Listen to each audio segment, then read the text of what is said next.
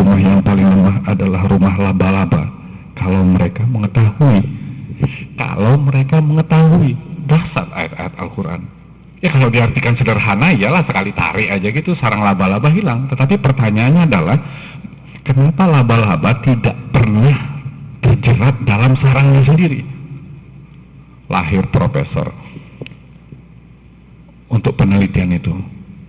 Ternyata setelah diteliti, laba-laba itu tidak pernah mati karena sarangnya sendiri. Jadi nggak akan ada pepatah misalnya ayam mati di ayam mati di lumbung. Tidak, laba-laba tidak pernah mati karena sarangnya, karena dia tahu bahwa seluruh sarang laba-laba itu hanya satu benung yang ada lemnya. Itu menurut penelitian Profesor Johannes Surya, bahwa hanya satu benang yang ada lemnya, yang seluruhnya yang lainnya itu tidak ada lemnya. Begitu rapuh. Tapi yang tidak tahu terjerat. Jadi yang saya maksudkan adalah, apakah kita sampai memikirkan bahwa hal-hal seperti itu gitu. Jadi bukan sekedar sampai tahapan-tahapan luarnya saja. Nah ini saya kira pada bahagian awal ini hanya untuk merenungkan bahwa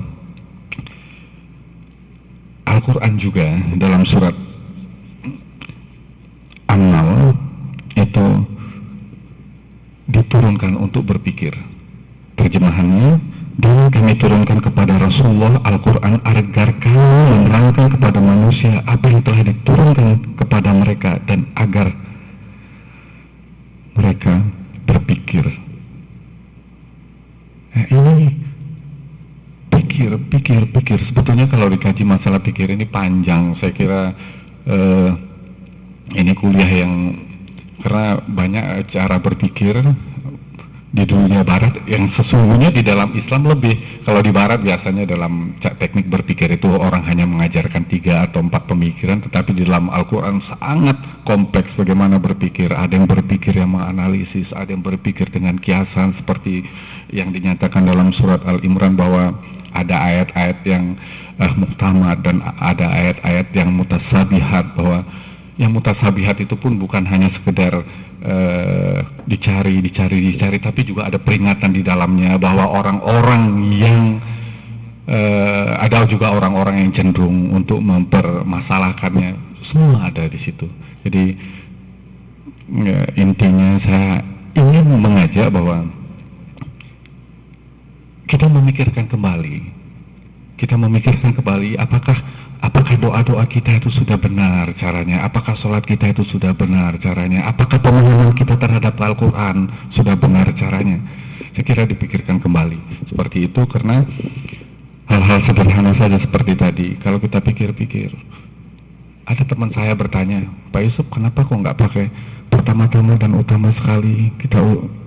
Ya tidak, kan sudah pada awal alhamdulillahirrabbilalamin wassalatu wassalamu ala mursalin. Itu artinya apa?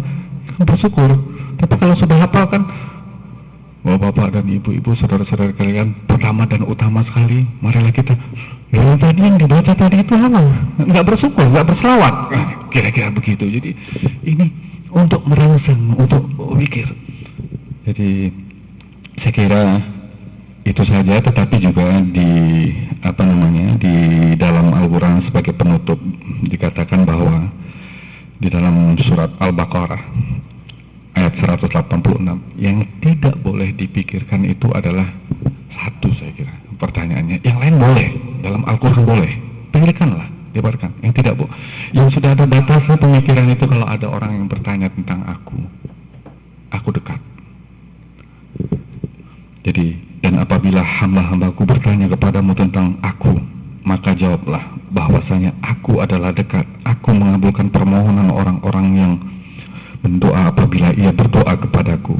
Maka hendaklah mereka itu memenuhi segala perintahku, dan hendaklah mereka beriman kepadaku agar mereka selalu berada dalam kebenaran. Saya kira ini juga ada di dalam surat Al-Imran yang doa-doanya selalu kita hafal. Rabbana la tuzigh qulubana ba'da idh hadaitana wa hab lana min ladunka rahmah innaka antal wahhab. Kira hampir selalu kita dengar.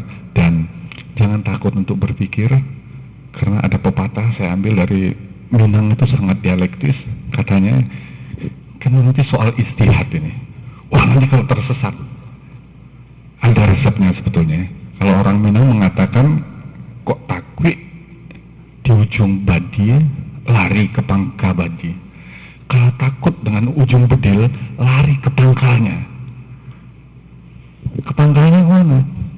Ke Al-Quran, ke hadis, kembali ke sana. Ada peringatan di sana. Jangan takut sebelum nampak bedil sudah takut dulu, jadi ikut aja itu juga. Saya kira tidak. Demikian saja, mudah-mudahan bisa menjadi perenungan bersama. Banyak maaf terutama atas kelebihan, maksudnya kelebihan waktu yang saya gunakan, dan mohon maaf atas kekilapan. Demikian, wabillahi taufiq wal hidayah. Assalamualaikum warahmatullahi wabarakatuh. Isi omongannya. Pelajar, makanya pendek tapi padat. Apa itu nih?